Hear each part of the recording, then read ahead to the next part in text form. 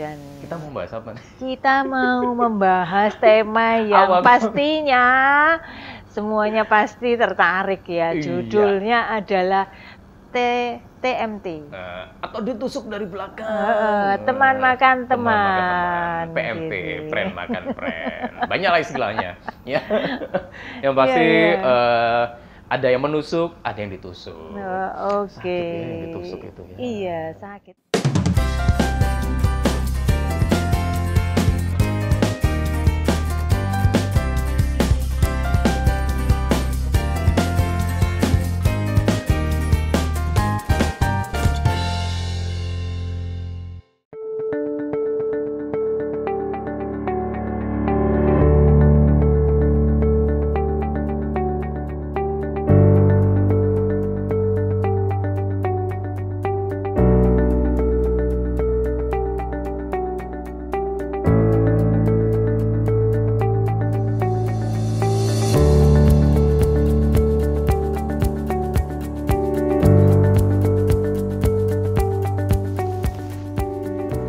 Kita ketemu lagi masih di bulan Januari. Januari atau Januari lah, lupa.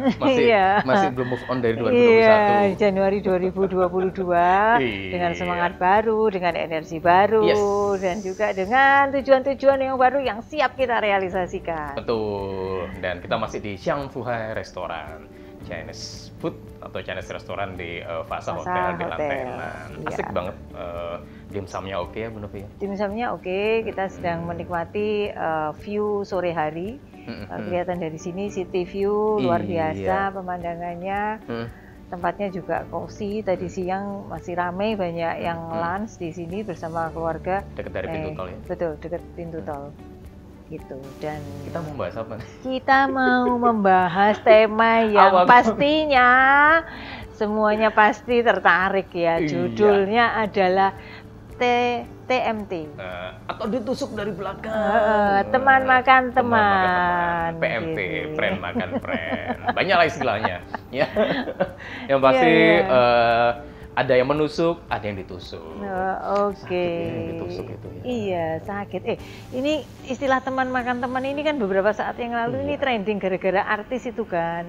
Yang ada satu artis, terus kemudian putus, ceweknya putus, terus kemudian cowoknya menikah.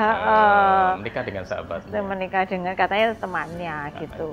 Katanya temannya. Akhirnya itu tadi mulai trending lah. Waktu itu trending teman makan teman gitu. Dan ternyata di dunia pekerjaan kita juga ada saja gitu. Jadi ya. antara kan kerja terjadi teman makan teman, saling tusuk menusuk. Betul. Itu sebenarnya wajar nggak sih kalau di tempat kerja kayak gitu? Sebenarnya tidak wajar. Tidak wajar ya. Kan, gitu. Tapi kan di tempat kerja namanya juga kompetisi ya, betul, gitu ya. Mau nggak mau ya pasti kita akan mengatakan kompetisi karena semua orang pasti kepingin karirnya jadi lebih baik, disayang bos gitu kan ya.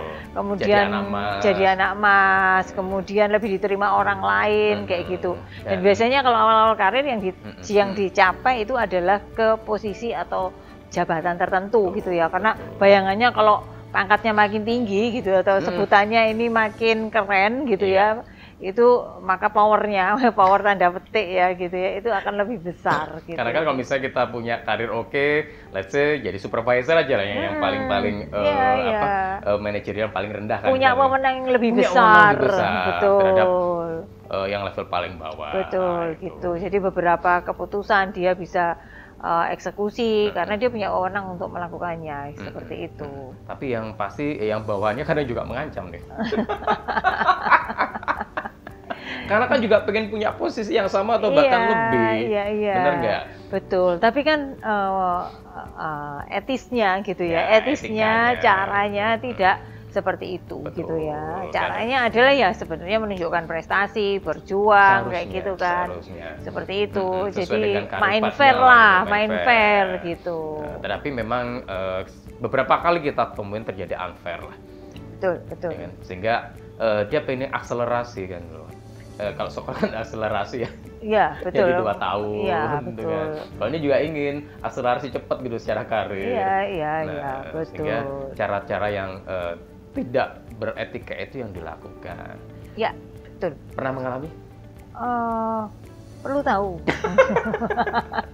Jawab nggak ya, gitu ya. Nggak usah lah ya. Nggak usah. Mau tahu atau tahu banget? Enggak sih. Cuman tes doang, tes doang. Oke, yang pasti. Tapi penyebabnya. Nah itu kan kita pasti. Penyebabnya apa? Ya, yang pasti tadi itu pertama pengen karir yang cepat. Pengen karirnya cepat lah. Karena semuanya pasti lah ya. Tadi Bu Novi bilang bahwa karir adalah tujuan dari pekerjaan. Betul. Ya kan dari kita bekerja ada tujuan untuk mencapai top karir kan. Karena semakin tinggi karir kita, secara pendapatan juga akan besar fasilitasnya. Meskipun tanggung jawabnya besar, tapi wewenangnya juga besar. Loh, kadang itu tidak disadari. Yang penting adalah karir tinggi, gaji oke. Padahal belum tentu tanggung jawabnya gede juga loh. Tanggung jawabnya gede juga. Target juga gede, itu yang belum disadari oleh mereka. Yang penting adalah karir tinggi, dapat pendapatan tinggi dan itu tunjangan-tunjangan yang tinggi juga. Betul, gitu. Kalau misalnya kan, kalau kasta rendah, naik pesawat itu ekonomi kelas. Kasta rendah. Please deh, jangan pakai istilah kasta. Oh iya. Serata lu sama ya. Sama. Nah, kalau yang biasa manajer ke atas kan, fasilitas naik pesawat juga lebih tinggi, gitu kan. Oke, jadi tadi sebabnya adalah satu pengen karir cepat, tapi cara mencapainya ya dengan cara yang tidak elegan lah, tidak fair, kayak gitu, tidak profesional, gitu. Jabatan tinggi itu menggiurkan. Betul. Nah, terus apa lagi?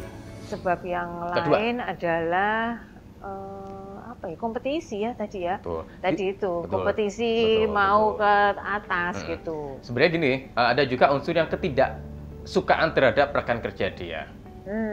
Misalnya si A tidak suka sama si B, sehingga dia ingin fokusnya ke A terus. Saya nggak suka nih sama B, ya kan? Gimana caranya atasnya fokusnya ke saya? Ya kan? Ada ya orang yang sedang carmuk gitu ya? Seakan-akan dia itu superstarnya di tempat kerjanya. Ada ya seperti itu kan? Ada, sering saya temui. Dia kan konsultan, sering punya klien-klien kan, sering mengamati klien kan, gitu kan. Ada yang klien tipikalnya superstar, walaupun kompetensinya belum superstar. Betul, ya. Jadi dia pede lah, dia kepedean bahwa dia sangat luar biasa itu dia punya. Betul. Nah, padahal secara kompetensi belum dibanding dengan si B, bagusnya si B. Tapi dengan kepercayaan diri dia, seakan-akan bahwa yang namanya atasnya adalah harus fokusnya ke dia, bukan ke si B. Betul. Gitu. Nah. Jadi sebabnya itulah. Kalau misalnya kita bicara tentang kaitannya dengan aspek psikologinya ya kurang matang lah gitu ya. Secara psikisnya dia kematangan emosionalnya kurang, sehingga itu tadi tidak tahu bahwa untuk mencapai tertentu ya selalu ada proses, ada perjuangan dan harus dengan cara yang elegan. Betul. Jadi sebenarnya itu simple sih. Hanya karena pengen karir yang tinggi dan dia adalah sebagai superstarnya Ibu Novi ya. Sehingga apa yang dilakukan? Pertama adalah seringkali dia mencoba untuk pertama bisa jadi dia mencuri ide. Betul. Ya kan? Mencuri ide dari temannya.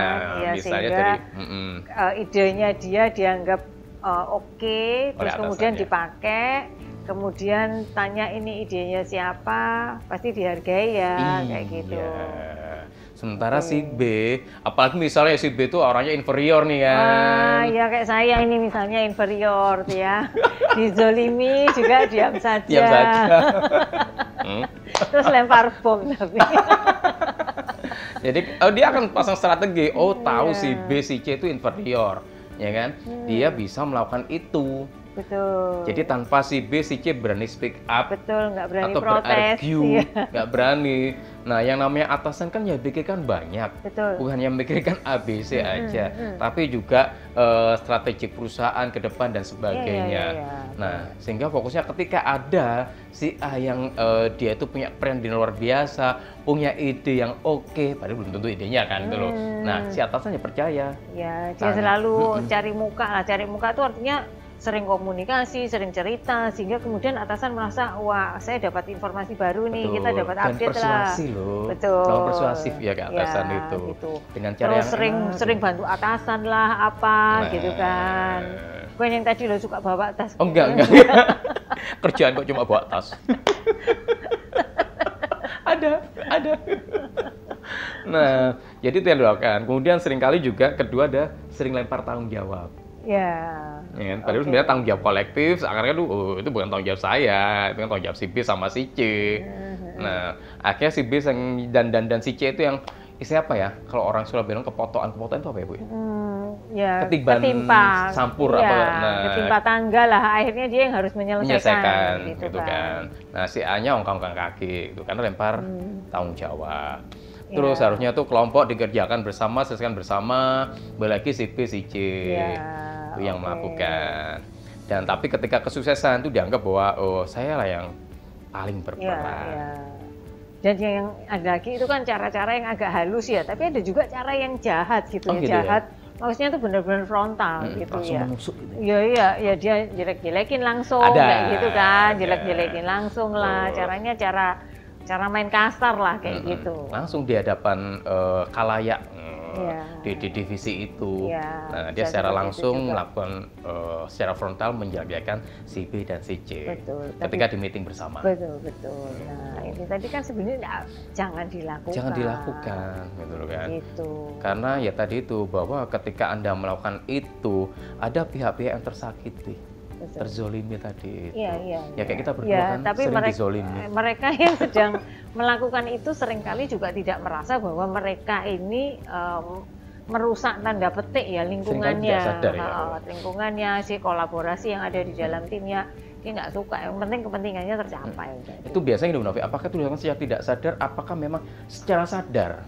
Karena untuk kepentingan dia pribadi punya karir yang bagus. Iya, bisa jadi dia tidak sadar. Jadi kemudian pokoknya gimana caranya kayak gitu kan. Tetapi ada juga yang emang gue pikirin gitu kan. Yang penting. Oke. Jadi dengan kesadaran penuh dia melakukan itu gitu. Dan karena persaingannya keras, iklimnya mungkin juga tidak sehat dan memungkinkan untuk seperti itu ya dia akan fight lakukan. Berarti itu terjadi karena sistem perusahaan yang bisa jadi memungkinkan untuk melakukan itu. Betul gitu. Apalagi ada tipe-tipe atas yang kadang suka memang dia ini seneng melakukan apa ya istilahnya melakukan manajemen konflik bahasanya ini atau political office lah yang kayak gitu. Jadi dia memang sengaja mengadu si A dengan si B dengan C seperti itu supaya kemudian mereka nggak terlalu kohesif jadi satu gitu loh. Sehingga kemudian dia lebih mudah ketika melakukan manuver-manuver itu nggak semuanya itu sepaham. Misalnya sepahamnya positif, kalau sepahamnya tidak positif kan dia yang repot gitu kan. Jadi dia harus tetap menciptakan suasana-suasana mana orang yang berpihak ke dia, mana yang kemudian seakan-akan menjadi yang negatif gitu ya, tokoh negatifnya kan ada dia menciptakan begitu memang. Atau kadang kan atasan juga dia itu sebenarnya sedang mencari koloni kelompok yang mendukung dia agar dia juga punya akselerasi yang juga tinggi juga. Betul. Jadi akhirnya terjadilah persekutuan itu kan. Betul. Gitu. Atau juga atasan yang dia tuh suka dipuji-puji sehingga bawahannya tahu dia akan melakukan itu. Dan itu terjadi kan banyak. Betul. Jadi memang dia menciptakan siapa yang kemudian jadi bad guy-nya, siapa good good guy-nya seperti itu. Sehingga kemudian itu tadi kalau misalnya ada hal yang kayak gini pasti yang negatif ini pasti kecenderungannya akan ini sehingga dia menciptakan dinamika seperti itu. Ada maksudnya seperti itu asal nggak kebablas aja gitu loh. Tidak kemudian menjadi semacam suasana tidak berkompetisi yang akhirnya menjadi tidak sehat begitu. Iya, kebanyakan perusahaan-perusahaan memang secara sistem belum settle sih sistem di SDM-nya kan terkait dengan penilaian kinerjanya, KPI-nya belum tersusun dengan settle, sehingga terjadi hal seperti itu. Nah itu bisa jadi juga karena karakter sih sebenarnya. Ya ada karakter orang-orang tertentu yang memang seperti yang itu. Sudah bawaannya seperti itu. Ya bawaan, tadi itu ketidakmatangan emosi. Nah, berarti cara mengatasinya kalau kita jadi korban bagaimana? Kalau kita jadi orang yang melakukan bisa jadi tadi sadar atau tidak sadar gitu ya. Dan nggak perlu mengatasi, dia harus diatasi. Kalau kita jadi korban, bagaimana cara mengatasi? Korban kan ada dua, Bu Novi, kayaknya memang karakternya itu inferior seperti kita bilang tadi kan. Ada karakter yang memang superior juga gitu, tapi superior yang dia tuh lurus-lurus baik gitu kan ada seperti itu. Tapi yang ini kan superior yang dia menikam dari belakang tadi itu kan. Nah, kalau yang superior dihadapi langsung, datengin tanpa emosi, diajak ngomong saja dan ditanyain maksudnya apa. Betul. Nah, nggak perlu gelut ya, nggak perlu caroan. Ya. Kalau sekarang pakai Zoom, gelutnya virtual. Video call. Maksud lu apa? Nah, diajak ngomong baik-baik, nggak perlu emosi karena saya selalu meyakin bahwa pihak yang emosi ada pihak yang kalah di dalam berargumentasi atau bernegosiasi. Itu pasti. Saya selalu mengamini hal itu karena kita akan terpancing emosi kita akan selalu terbawa dan akhirnya kita yang kalah. Tuh. Jadi diajak ngomong baik-baik, maksudnya apa, kenapa tadi seperti itu. Kalau kamu melakukan itu, saya juga bisa lebih melakukan daripada kamu. Oh, itu ngancam. Ngancamnya kan secara halus. Oh iya. Nah, sehingga dia juga tidak bunuh kamu. Ya kalau sama-sama, kalau superior kan gitu kan, langsung dihadapin. Saya juga bisa melakukan hal yang sama dengan kamu. Jangan salah nanti kalau misalnya kamu lebih terjerumus daripada yang kamu lakukan ke saya. Makanya cara diajak ngomong baik-baik, tapi kata-katanya bunuh-bunuhan itu juga nggak apa-apa ya. Tapi yang penting nggak perlu tunjuk-tunjukkan. Tak bunuh loh kamu langsung. Jadi hingga akhirnya dia menyadari bahwa oh ya yang dilakukan adalah salah. Ya itu upaya. Syukur dia insaf. Upaya. Nah. Oke, kalau yang tadi yang kasih itu inferior. Nah, itu yang pakai apa ya? Pakai mediator gitu. Mediator ya? Ya. Oke, jadi mediator, carilah mediator yang senior. Ya, mediator cukup senior dan dengan dia cukup tahu apa yang kita lakukan. Betul. Jadi sehingga kemudian apa yang dikatakan tadi negatif tentang diri kita itu ada orang yang tahu, ada orang yang punya saksi bahwa kita nggak seperti itu. Betul. Jadi yang senior yang dicari, bukan yang selevel gitu kan. Kalau selevel ya kurang punya power lah. Iya. Dan mungkin kurang didengarkan. Atau perlu nggak sampai ke HRD? Oh boleh sih kalau misalnya HRD tahu apa yang kita lakukan, tapi kalau misalnya departemennya jauh sekali, tempatnya nggak sama-sama gitu kan juga tidak memungkinkan. Di kantor cabang misalnya. Ya kan juga nggak selalu ada orang HR di cabangnya ya. Gitu. Jadi pokoknya intinya siapapun lah. Cari yang senior, yang punya power untuk bisa meluruskan hal itu. Dan sebenarnya untuk mengatasi itu ada hal yang kita bisa lakukan ya supaya kita nggak kena makan oleh teman kita sendiri atas apapun tadi, misalnya ide yang kita sampaikan gitu kan, hasil kerja kita gitu kan, terus apapun misalnya komunikasi yang sifatnya penting itu sebaiknya ada dokumen tertulisnya, artinya ada emailnya, ada bukti bahwa kita mengajukan seperti itu. Jadi dokumen-dokumen inilah yang kemudian akan menjadi bukti atau saksi atas apa yang sudah kita lakukan.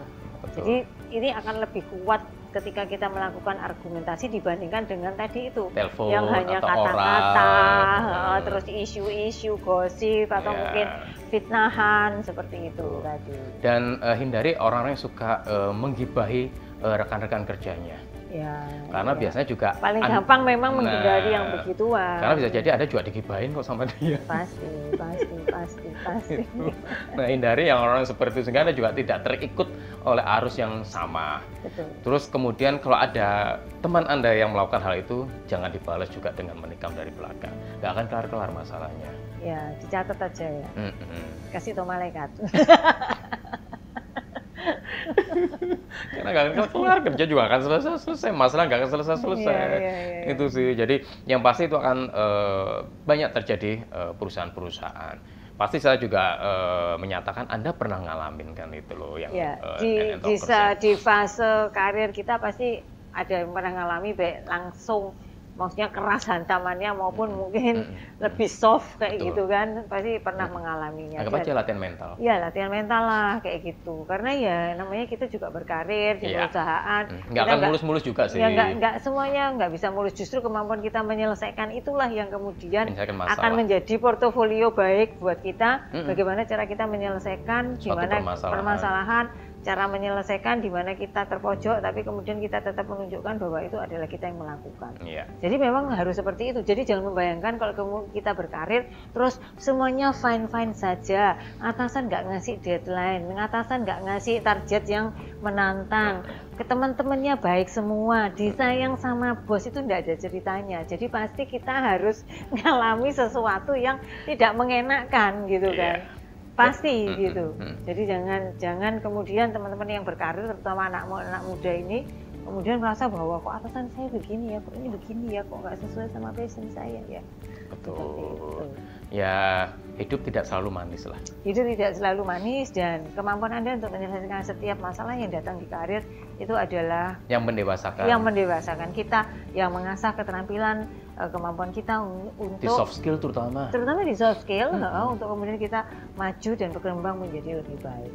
Nah, pastinya itulah yang perlu digarisbawahi. Ya, jangan tusuk-tusukan ya. Nggak enak, sakit. Jangan teman makan teman lah, kasihan. Kan, karena tujuan kita bersama apa sih, untuk berkarir secara kan. Dan yang pasti adalah hidup tidak semulus jalan tol aja ada lubangnya kok. Ya, jadi kalau kita sukses, kemudian kita menemui banyak hal yang kemudian berhasil kita selesaikan, nah itu sukses yang sesungguhnya. Betul. Bukan sukses karena katrolan. Oke, terima kasih semuanya yang selalu mengikuti NN Talk. Semoga mendapatkan manfaat maksimal. Share kepada teman-temannya yang supaya mendapatkan manfaat yang sama, dan karena ini tips-tips yang kita perlukan di tempat kerja, maka ikuti terus NN Talk setiap hari Jumat dan dapatkan informasi-informasi penting yang sangat berguna bagi karir Anda, memilih jurusan, memilih karir, mendalami karir, seperti itu. Dan juga bagaimana inspirasi dari para narasumber, bagaimana mereka survive menghadapi berbagai tantangan yang mereka hadapi di karir mereka, sehingga kemudian semua yang kita undang di sini adalah orang-orang sukses di bidangnya masing-masing. Dan mereka juga jalannya nggak mudah. Iya. Dan kalau misalnya Anda tetap tidak berani ngomong sama teman Anda yang menusuk Anda, konten ini tunjukkan ke teman Anda itu. Ngaca gitu. Oke, terima kasih untuk Fasa Hotel, yang Hotel Bintang 5 di Surabaya Barat yang dekat dari pintu tol, dan semuanya serba oke di sini ya Bu Novi ya. Ya. Jadi sampai jumpa lagi. Oh ya, terus semangat ya di 2022. Sampai jumpa di episode berikutnya.